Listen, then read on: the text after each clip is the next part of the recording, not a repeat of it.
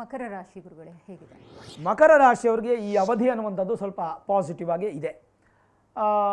ಶುಭಾಶುಭ ಫಲಗಳು ಎರಡೂ ಕೂಡ ಹೇಳ್ಬೋದು, ಬಟ್ ಪಾಸಿಟಿವ್ ಜಾಸ್ತಿ ಇದೆ. ಒಂದು 60-40 ರೇಷಿಯೋಲಿ ಹೇಳ್ಬೋದು ನಾವು. ಒಂದಂತೂ ಕ್ಲಿಯರ್ ಆಗಿದೆ, ಗುರುವಿನ ಒಂದು ನೇರ ದೃಷ್ಟಿ ಚೆನ್ನಾಗಿರೋದ್ರಿಂದ ಮಕರ ರಾಶಿಯವರು ಒಂದು ಪಾಸಿಟಿವ್. ದ್ವಿತೀಯ ಭಾವ ಅಂತಂದಾಗ ಕುಟುಂಬ ಸ್ಥಾನ ಅಂತ ಹೇಳ್ತೀವಿ.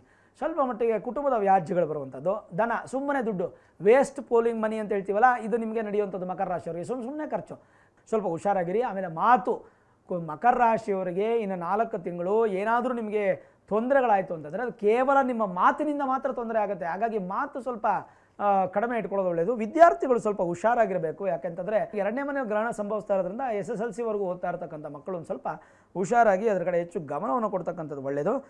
ಅಪಾಯಗಳೆಲ್ಲ ಏನೂ ಇಲ್ಲ. ಸ್ವಲ್ಪ ಈಗ ದೊಡ್ಡ ದೊಡ್ಡ ಸಮಸ್ಯೆಗಳಾಗುತ್ತೆ ಅಂತ ಭಯಪಡೋಂಗಿಲ್ಲ. ಬಟ್ ಬಿದ್ದು ರಕ್ತ ಬರೋ ಥರ ಮಾಡ್ಕೊಳ್ಳೋದು, ಚಿಕ್ಕ ಚಿಕ್ಕ ಲಿಗಮೆಂಟೇರ್ ಆಗೋದು, ಒಂಚೂರು ಮೂಳೆ ಸಮಸ್ಯೆಗಳಾಗೋದು, ಏಟು ಮಾಡ್ಕೊಳ್ಳೋದು, ಈ ಥರದ್ದೆಲ್ಲ ಸಂಭವಗಳು ಜಾಸ್ತಿ ಕಾಣ್ತಾ ಇದೆ.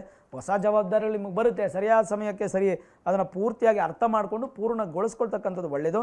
ಯಾವುದೇ ಪ್ರಮುಖ ವಿಷಯಗಳಲ್ಲಿ ನೀವೊಂದು ಸಡನ್ ಡಿಸಿಷನ್ಸನ್ನು ತೊಗೊಳಕ್ಕೆ ಹೋಗಬೇಡಿ. ಸಂಪೂರ್ಣ ಮಾಹಿತಿ ಪಡ್ಕೊಳ್ಳಿ. ಹಿರಿಯರ ಸಲಹೆ ತುಂಬ ಒಳ್ಳೆಯದು. ಮೆಂಟರ್ಶಿಪ್ ಇರುವಂಥವ್ರನ್ನ ನೀವು ತುಂಬ ನಂಬಬೇಕು. ಪರಿಹಾರ ಏನು ಮಾಡ್ಕೊಳ್ಳೋದು? ಪರಿಹಾರ ಅಂತ ಬಂದಾಗ ಉದ್ದಿನ ಬೇಳೆಯನ್ನು ದಾನ ಮಾಡುವಂಥದ್ದು.